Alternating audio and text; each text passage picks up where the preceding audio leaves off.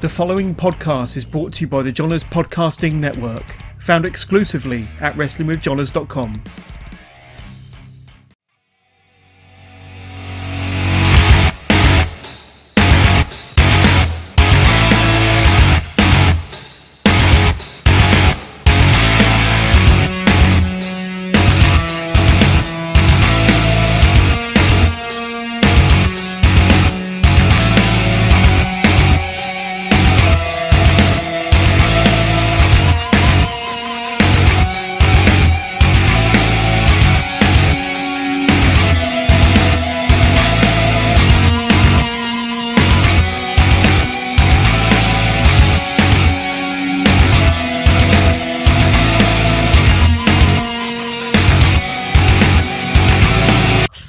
Our WWE now in complete free fall. Welcome to the latest episode of The Chop Shop, brought to you by Buckbomb Entertainment and in association with the Johners Podcasting Network. I am your host, the one Walsh Master himself, Luke Anthony Walsh. Joining me is your reigning, defending, undefeated Buckbomb Trivia Champion of the World, DM Grizzle. And Orlando Rigo. How are we, gentlemen? Go. The sound of your voice. The sound of your voice. You seem like you're in mourning, or you're ready to mourn. I mean, well. I suppose in the last 7 days, with the impact of No pun intended.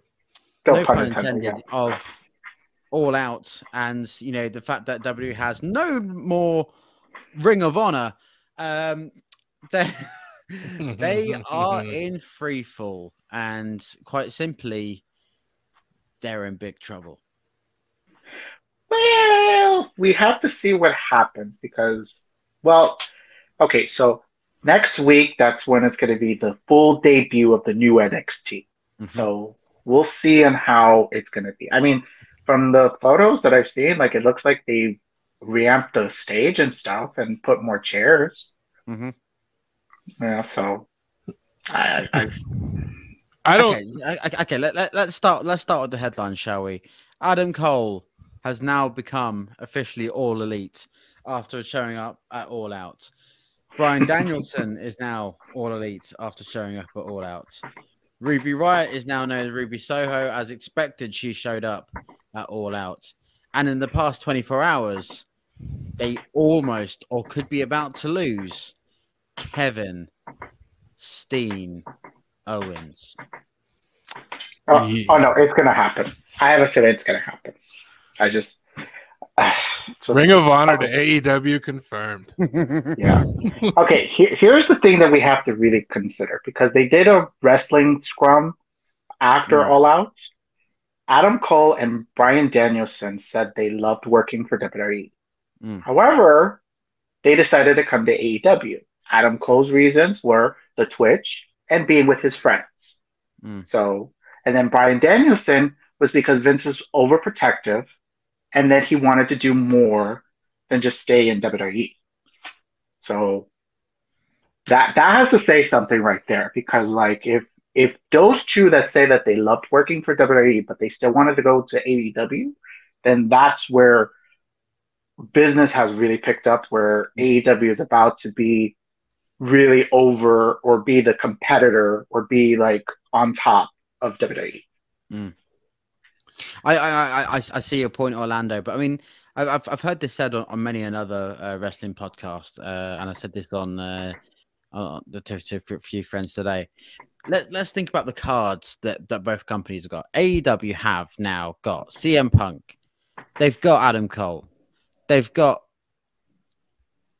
Bryan Danielson, they've got Ruby Soho, they've got Paul White, they've got Mark Henry, they've got Chris Jericho, they've got Kenny Omega, they've got the Young Bucks, they've got plenty of cards that they could play and use and utilize and get the most out of, and they are currently doing so, and it's fantastic to watch, and wrestling is fun again. Let's look at what WWE has to respond into that. John Cena's been and gone. Brock Lesnar's on a limited contract. Becky Lynch, he hasn't really got a women's roster to respectably face up against. And they're messing with their character. And they're messing with she wanted that. Let's just say it. She wanted that, though. That's the thing. She has say what she wants. So she needs to evolve. I'll give you that. But I mean, it's still weird.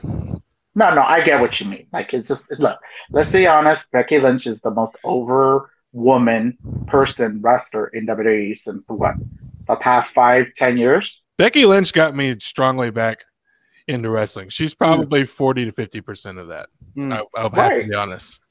Of course, everybody talked about that women's division at that time. So it's just like, gentlemen, let's face it. Had it not been for Ronda Rousey's shoulders not being on the mat, we'd be talking about WrestleMania 35 right. over and over. I mean, all the shade of that comment right there. Oh. I mean, let's face it. What's the difference between Ronda Rousey and the missionary position? At least, whoa! We got some children listening here. Relax. At least they can sleep tight and keep their shoulders down. Damn. Damn. I mean, it's facts. It's just facts, and even then, Ronda Rousey, is pregnant and won't be there for a while.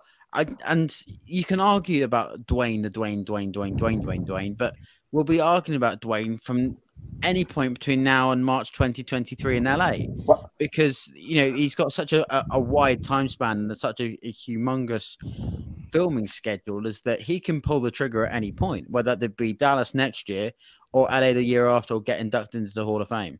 So it's he can't really be used. And yes, they've got Roman Reigns. Yes, they've got the Bloodline, and yes, it's kind of exciting, but. Here's WWE. Here's All Elite in the last 4 weeks alone. It's not okay. today. Well, okay. Let's look at this past Raw. What happened in the main event? You had a little glimpse of Omos versus Bobby Lashley. Did you see that crowd get up on their feet to see something that these two men? Because even though that Omos is not like the technically sound wrestler as a giant that he's supposed to be, people still wanted to see that type of collision between those two. So, come on now. But was it 118 decibels though? What was it? A deafening,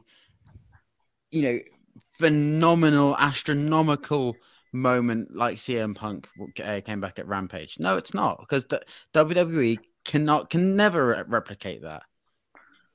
I think even if they had 200,000 in AT&T next year in Dallas. Sure. I think it's important also to just look at, you've got all these people that can do things, and they have an option to make their life better. They have somewhere else that they can go. Now, let's take all these for example. Adam Cole, well, his girlfriend's there. That makes sense. Malachi Black wasn't being used right. He wants to be featured more on TV. He goes in and he's murdering Cody. You got Daniel Bryan, who sees what John Moxley's done and said, that's how I want to end my career. I want to go on his crazy tours and just be able to show up in the Indies or in Japan or wherever I want to. And Kevin Owens will probably do the same thing because all of his friends are there. I mean, it isn't all just about leaving WWE. It's about having options and people making, all these decisions individually. And it's also kind of strange because now you can't even think that somebody that's in a major program isn't going to end up in, somewhere else like 3 months down the line, because Bray has been featured all over television. Kevin Owens featured all over television with Roman Reigns in a huge program, and he should have won the Universal title.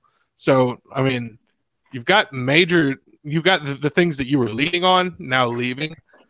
And I think it might just be, they might finally feel desperate enough to start really building some stars. Absolutely. What a beautiful segue to the amazing intervention by the one, the only Mick Foley, who of course produced a video a couple of days ago. If you haven't seen it, you're living under a ditch. I mean, let's read it verbatim together, shall we? Hello, this is the hardcore legend Mick Foley. I'd like to title this video, WWE, We've Got a Problem, because I think you do, and the problem is that WWE no longer has the place for talent to aspire to. Part of it's because AEW is doing a great job of attracting great talent, proven talent, building other talent, creating storylines, but part of it is a problem of your own making. I think younger talent see the way that developmental characters are cut or left by the wayside, or in the case of Karrion Kross, greatly watered down and even made a joke of when they're debut on the main roster. If it's not broke, don't fix it. If I was an aspiring talent now, big league talent with a major decision to make, I'm not sure that I would trust WWE Creative to do the right thing with my career. You guys did wonders with me back in the day. That was a different time, different place. If it was today, I'm not sure I'd trust the powers to be with my career in their hands. And until that changes, WWE, you've got a problem. In Foley, we trust. In Foley, we trust. Okay. Actually, I agree with what he's saying. However, let's just think about the time that when he came to WWE, it was in that weird period where they were going into the Attitude Era. Now, he did create this character that was Mankind, that was really way off for what Vince McMahon was doing, before, like in the mid-90s. Mm. So you have to I think what's happening here is just like, they do have a problem. Maybe they do realize it. Maybe they're trying to fix it, but it's looking bad at them because of how they're fixing it, in my eyes. But Foley has the absolute right and experience. Bear in mind, let's look at Foley in general. He's over 35 years experience in the game. He's been through the Crockett years of WCW. He's been through ECW. He went through Japanese death matches with Terry Funk, for Christ's sake. He is wrestling. He even went through, God forbid, the Eric Bischoff era of TNA. he survived it all. And, it's as simple as in Foley we trust. He makes absolute sense. And those who are criticizing him at the moment just can't, because he's right. He is such a champion of the sport. You don't associate him strictly with WWE or anything. He's been everywhere. He's done it all. He is Uncle Wrestling, and whatever he says goes. And you've also got a guy here saying, like, you put the weirdest mask on me you possibly could, and you dressed me up in a shitty white T-shirt and put a sock on my hand, and you making him the champion was arguably the most memorable moment in WWE Monday Night Raw history. It's totally arguable, but it's my personal favorite. So if you got to get guys saying, look, you did that with me. You've got plenty of talent. You can do it with them too. Wake the fuck up. Indeed. And, it's you want to talk about the Mount Rushmore wing of human beings in wrestling. You've got Mick Foley, Ric Flair, Terry Funk, and Quang. Quang.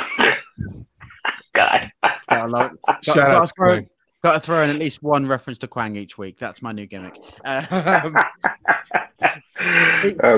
Speaking of carrying Quang, he's perfectly right with Karrion Kross, because he was fantastic in NXT, and now he looks silly. And the fact that we talk about the end of the old NXT era and evolving into the Splatoon art class newer era next week on television, is that I'm genuinely terrified for the last remaining people on the ship.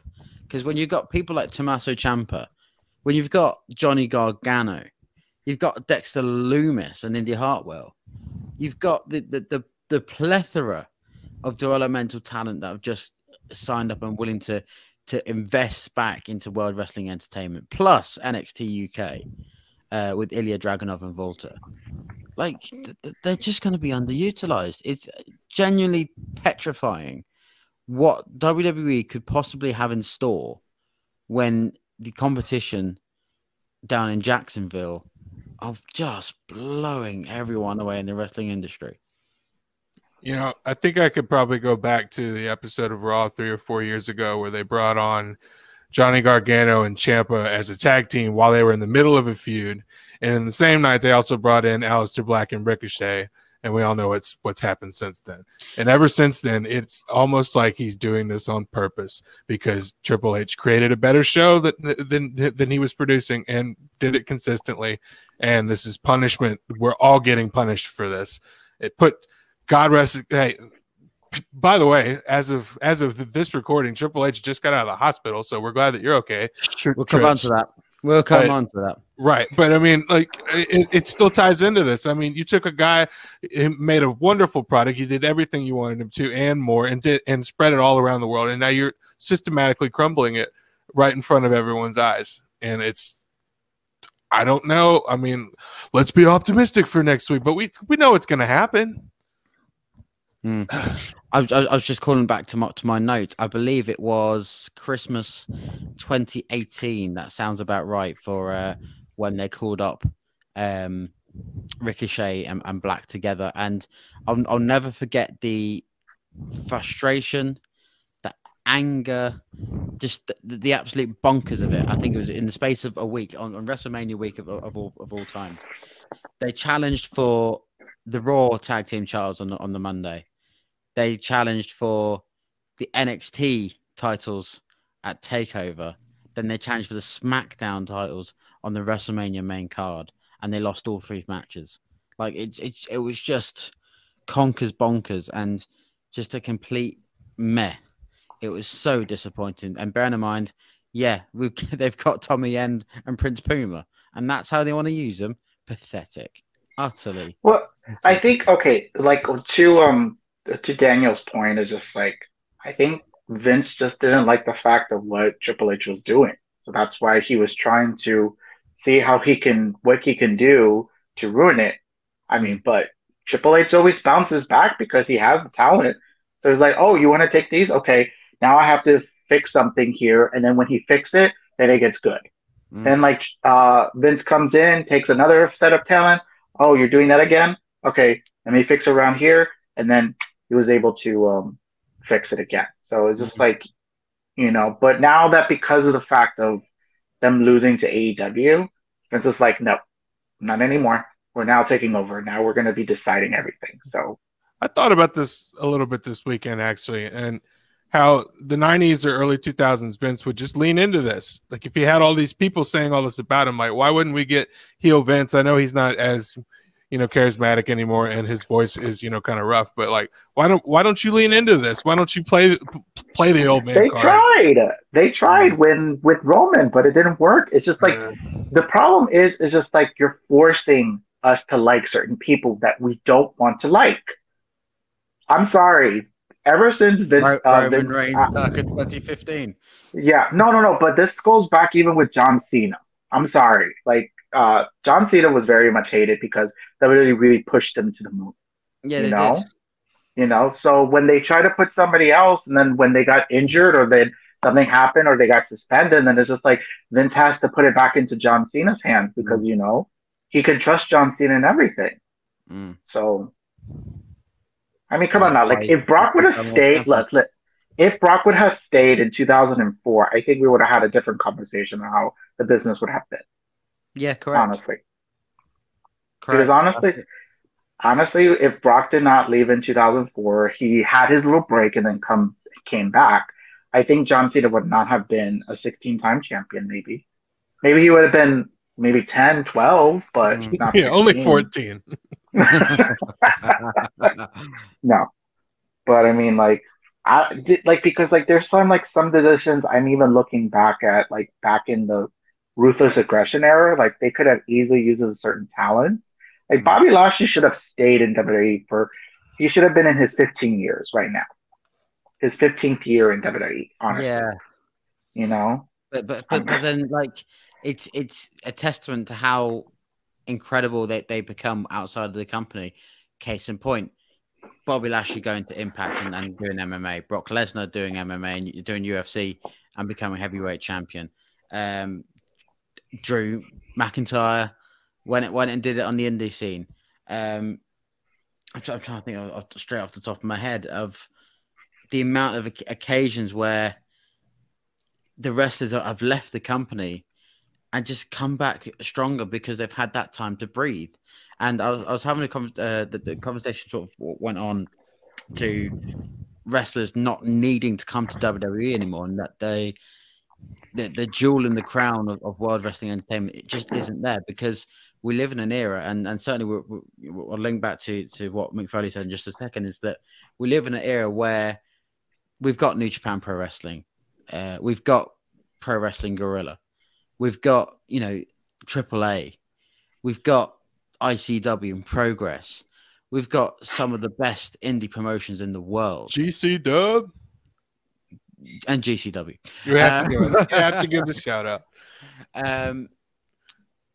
So that there's no need for people like Will Ospreay and Zack Sabre Jr. to properly step foot in a WWE ring, or for Kenny Omega to step foot in a WWE ring, because they've made their riches elsewhere. And well, Zack Sabre Jr. did step into WWE ring. Yeah, you Orlando, you know what the fuck I mean, and I'll kick you know exactly. No, I know what you mean. I know what you mean. Technically. Ooh, you're getting salty. Oh my goodness, Luke. I'm just taking no prisoners anymore, you know. It's a WWE show. No one's happy. Digging holes. No, and of course not. Listen.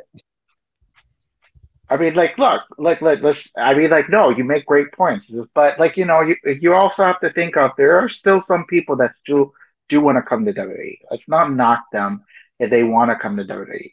You know, like Tyra Valkyrie, now that she's now Frankie Monet, she wanted to come to WWE. She went all over the world, and now she's in NXT. You know, so I mean, we can't really knock her that. MSK, that was from Impact, the Rascals, they wanted to come to WWE, so they're here. So, you know, they're still signing some people that they see that they could probably fit into WWE. So, but hey, everything's great with MSK so far.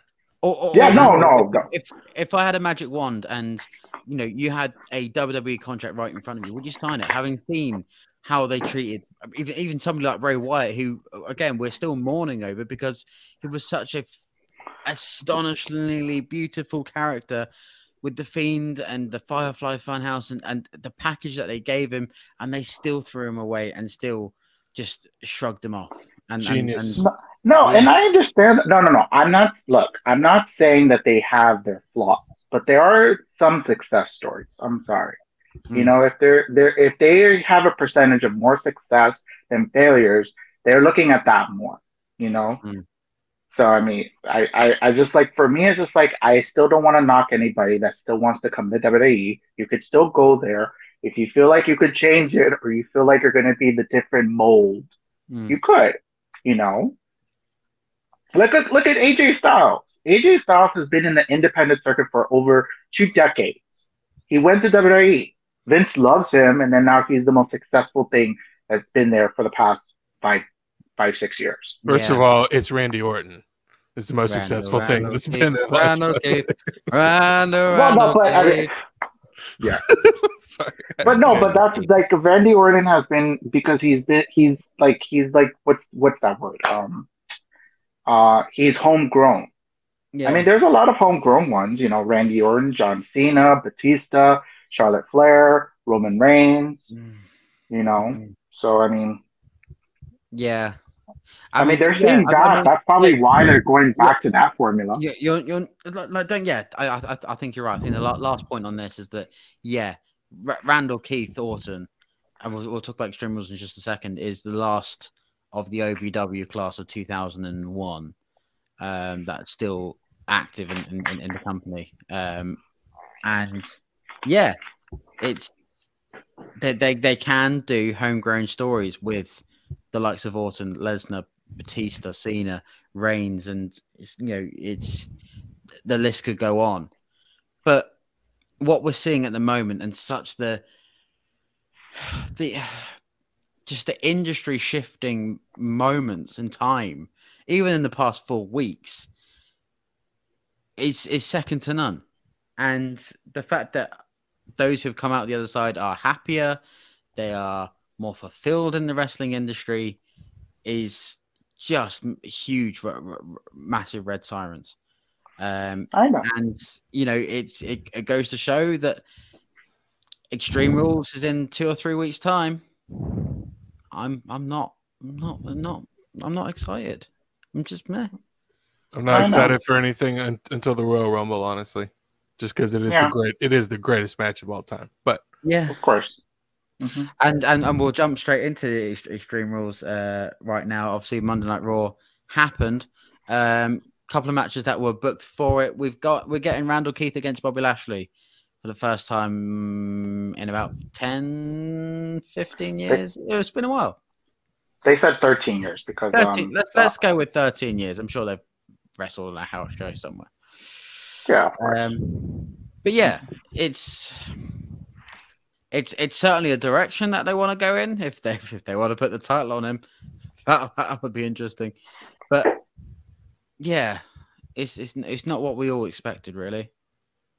Well, I mean, okay, because we know that Goldberg is going to be facing Bobby Lashley at Crown Jewel, so they needed to give a program for Bobby for Extreme Rules. So I thought they were going with Damian Priest, but I think they're protecting Damian Priest not yet, or they're not wanting him to face Bobby Lashley yet. So that's why they went with Randy Orton. And plus, like, RK Bro is like the hottest thing right now. The fans are really, so it's smart for them to like have like Bobby Lashley that's supposed to be the heel champion face like a face, a baby face. So why not be Randy Orton? So why wouldn't it eventually be Riddle? It could be. Why not? I mean, I feel like that's the reason that look, they're either doing this for 2 reasons or 3 reasons. They either want to put the belt on Randy, or it's a transitional. We don't know what the fuck to do for this pay-per-view, so it's against Randy, or it's so that you at least see Matt Riddle out there ringside during a main event show, and then you can put them in the ring and see how people react. That's what Vince likes to do. Of course. Yeah. I mean, of all the small marbles they have left between McMahon and Pritchard, I don't think they'll ever put the world title on Riddle. So certainly not until they. Oh, you don't know that. Come on now. They made Nikki Cross champion against Goldberg. They made Nikki Cross champion. Yeah, RVD was champion like years ago. It took him a few years, but he got the belt. Yeah, but now look at Nikki ASH. Now she's with Rhea Ripley, and now they're a tag team. It'll fall apart. Don't worry. Yeah. Well, no, I like them as a team, actually. They're like really weird and silly. We know RK Bro is going to break up because Riddle versus Randy is going to be the main match. And I'm thinking Riddle will probably be sent over to SmackDown so that way he'll face Roman Reigns, because that will be a bigger match, So they're just treading water for the draft. That's all that's happening here. Yeah, exactly. So because they don't know what they're going to do. And plus, like, they don't even know who they're going to want to put in on Raw after October. So yeah, that's another thing right there. They don't know who they want to put on Raw 20 minutes before the show. That's Vince's, like, I don't get that. That's just Vince McMahon. That's just Vince McMahon. 2 other quick points of contention. Of course, the tag team turmoil match being the main highlight of Raw. It's great. Yeah, they know how to do tag team turmoil matches. They're good at that. Keep doing that. That's fine. If I had to tune into that every week, I'm fine with that. My favorite thing was when I read somewhere, it was just like, you guys got tag teams? Well, we do have tag teams too. Look, we have a tag team turmoil match coming up on Raw. Yeah, all of the teams, just all of them. So that was fun. And the crowd are behind Alexa Bliss again. As much as I talked about my disappointment in Bray Wyatt and a little bit earlier, the fans are behind Alexa Bliss going against Charlotte Flair at Extreme Rules. And good. Yeah. And it's not like, look, it's not Alexa's fault that the freaking company decides to fire like the most creative mind in the past 5 years, I believe. Not even that, Orlando. It was not just about the creative mind. It was the main core of the plot point surrounding Alexa Bliss and the playground and Lily and everything else. That it was kind of fundamental to her. But the fact she's still going strong and now could be about to be put the title on her is all I want to see. All I want to see. So you think that this pay-per-view, there's somebody going to become a new champion? Okay, no. Charlotte wins, lol. Yeah, it's like I said, I'm not but bear in mind, I am a massive WWE fan. I watch pay-per-views once a month and eat pizza and say I have a good time. But after the last couple of weeks with AEW and the fact that I'm still waiting for my CM Punk shirt to show up from ProWrestlingTees.com, ProWrestlingTees.com/Buckabam Entertainment. Yeah, I'm not feeling it. I just don't see how they could come back from this. But hey ho, hop hop.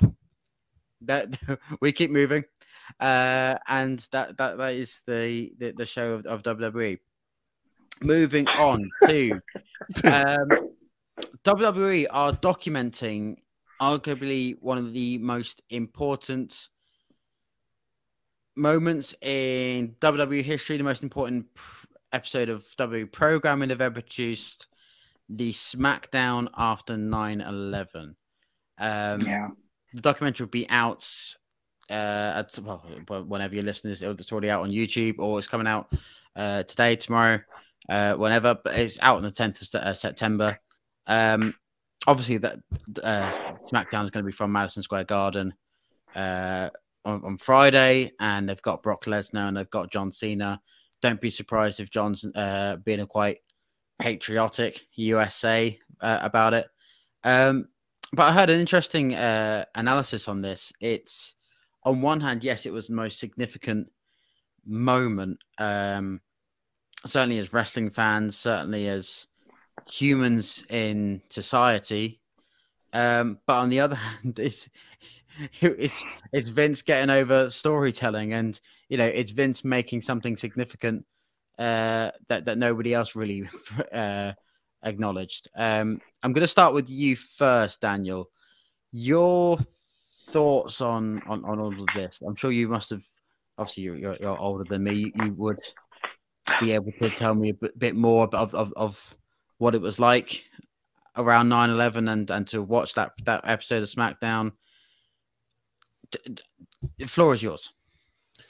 I think, everything that happened for 2 to 3 weeks after that, no matter what it was kind of a blur, to be honest. But I do remember being captured enough by that episode, and it being the first thing that I could watch that was an actual escape from what was happening around me. Because I think the day that it happened, I tried to shrug it off like it wasn't a big deal, and then within 48 hours of all that, you start asking yourself a lot of questions and what's going to happen, and is this going to happen tomorrow? Is this a regular thing? So I think it's cool that they chose to highlight this. I wouldn't have thought of that. But yeah, it's a really good, it's an awesome episode. It's interesting and it's kind of weird, and there are still some kind of tasteless things in it that you're like, wow, that's interesting to go back and watch, but it is what it is. Mm-hmm. Well, it was the time period, unfortunately, because ever since that event happened, everybody said, we're going to war. So I remember that was the talk as well for 2 to 3 weeks after that it happened as well. So for me, it was just because I have some family members that lived in New York. Well, because I was born in New York. So it was just some of my family members still live there. They said it was like a ghost town there. It was very eerie, and then even in certain places here in the United States, everybody was very on edge after that, so, and for me just to see an episode of SmackDown, to calm my nerves, because it was such a horrific event, and just to hear because at that time, of course, racism was still not racism in wrestling was still a thing. So it was just and then they were doing the invasion angle still, so it was really weird just to see WWF at the time and WCW all coexisting for this just one thing. It was kind of weird because I didn't know about kayfabe at that time. It is truly the weirdest time of our childhood, wasn't it? Yes. Oh my god. But yeah, so just and just seeing Stone Cold as a heel at that time, it was just oh god. I suppose it's a level of escapism for wrestling fans that has only now just been replicated, unfortunately, due to the COVID pandemic, where during the Thunderdome era and certainly the no crowd era of wrestling is that the level of enjoyment and investment that fans have been able to have the last 12 months by way of escaping from the surrounding circumstances of the lockdowns and it's how we met. It's how we all Yeah, met. exactly. It's why we're here. Yeah, exactly. It's nuts, but to certainly the documentary footage that I was certainly of there's plenty of 9/11 documentaries. But yeah, but like how you're saying about the whole pandemic, like I remember just like after like when it was kind of almost like clear or like it was safe to go out and you had your vaccine and you still wear masks in certain places and stuff. Like I was so happy to go to my first ever wrestling event and I had so much fun. I mean, it was AEW, you know, even though we're talking about WWE here, but you know, but it's just to be back with fans is just the excitement, everything is just like, you know, it's just such a beautiful thing, like just to miss that. And like the chants and the stupid chants and like the people being like retarded, like as they're walking back to their seats and stuff. It's just, you know, I kind of miss most of those things. So it's just like, yeah, so it's an emotional watch, and certainly as you go back and listen to that version of the Star Spangled Banner by Lillian Garcia. No, it was a beautiful. Yeah, it was so beautiful that, you know. Yeah, it's nuts, but we move as wrestling fans, and we move on as society, and the fact that it's 20 years this weekend is mad. I'm sure next week. When we chat to the Mean Queen herself, Sarah, about it all, being from Syracuse, she'll have her story to tell. That is certainly for sure. But it just reminds us all that in the worst of times, wrestling can be beautiful bollocks, beautiful, sweet, just good shit. Just good shit. Talking of beautiful bollocks, and finally tonight. The Undertaker is back on Netflix with The New Day. Yay! People are already calling September Halloween. No. But in October, Netflix are producing a interactive WWE thing with The New Day. And I'm all for this. This is fun. Thumbs up. But I'm just wondering if The Undertaker's going to do an interaction as well. I mean, like he's been... Like Undertaker, since his retirement, he's been going places. He's been taking pictures. He's been doing cameos and stuff. So I'm just wondering if like his wife is helping him out with this. So I mean, it's called Escape the Undertaker, which is the synopsis is the Undertaker has set a trap for the decorated tag team, The New Day, at his mansion. What they don't know. The Undertaker's mansion's extreme haunted house packed to the brim with supernatural challenges. It's up to viewers to decide the fate of those three poor souls trying to survive the wrath of the Undertaker. It's beautiful. Just bollocks. You know for a fact over and over again. Yeah, I'm gonna do every possible outcome. Yeah, you know there's going to be so much comedy with The New Day. Be like, you go, no, you go, you know. It's like, and then they'll be like, who? Every decision, heel turn. You have arrived. Or you're like, you're going against me. We do this as a group. Wait, how is Paul White here? That's gotta be Kane. That's gotta be Kane. They are working together. Hey, look. You know for a fact they're gonna dress up as like Paul Bearer, Buddy Love, baby. You know. Oh my God! If you give me Big E dressed up as Paul Bearer, I will oh lose my God! Yes. Oh my God! Yes. Oh yeah! No, yeah, I can't wait. Rest in peace, Percy. Yeah, exactly. You know they're gonna do that with respect. You know, come on now. Of course. It's good. This is fun. And, I think The Undertaker's on, like, what, a 15, 20-year contract with WWE so that he never leaves. So, I mean, he's got to earn that money somehow, I guess. Just as long as he stays Which is away. smart to do something with Netflix, right. Like Netflix that's like a very well-known property, and platform. I think it's the best attempt to promote the company and promote the product that's not directly WWE. Obviously, we've had the big show, which wasn't funny. Even though they had Rikishi and Mick Foley in it, which just wasn't funny. And yes, they tried. They tried. It was like a family. What was it, like a Full House kind of like show, but it didn't really work. Yes, they've got the Young Rock on Peacock, and yes, they've got all that, but that doesn't incorporate WWE. It's not immersive enough to really say yes, this is what wrestling can be like. And with the Undertaker, you've got somebody who you can turn to somebody and goes, what is the WWE? What is wrestling? And go, here's the Undertaker. Off you go. And it's a perfect way to go spook yourself out for an hour. It's gonna be fun. We should do an interactive watch along. It'll be fun. Yeah, that should be fun. Hey, this opens the door to to the Undertaker's acting career. I'd love to see him show up on some other shows or something like that. Making some weird cameos or something like that. Why not? He needs to live. Mark needs to live his best life. Do you remember when they did that? Those vignettes for Going Hollywood for WrestleMania 21. Do you remember when the Undertaker played Clint Eastwood character? Harry. Oh my God! I was just like, that was impressive. I want to see him do some movies. See, he's got layers. He needs to show them off to the world. It's Mark Calloway, you bastards! Well, you don't know that. Look. He's got the dead man and the badass. All right, he can do anything.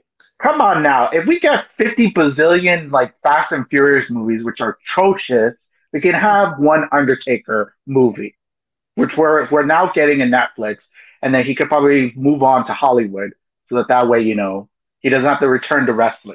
Okay. He'll just make his little appearance, and whenever he has to go to the Hall of Fame, hopefully it'll be next year. I think he deserves it. He'll make more money just doing cameos in movies than he would, and he's got money. He's fine as long as he's not booking conventions that's around any other major wrestling shows. He'll be fine. It may or may not rhyme with Farcast. That sounds like Starcade, but completely different. Anyway, we'll leave things there. And in a quiet week for WWE, as you can imagine. My thanks, of course, to the DM Grizzle, your reigning and defending Buckle Bomb Trivia champion, and Orlando Orego. Of course, please like, comment, subscribe to Buckle Bomb Entertainment, and go check out our friends over at the John's Wrestling Podcasting Network. And we will see you next week for the next episode of The Chop Shop.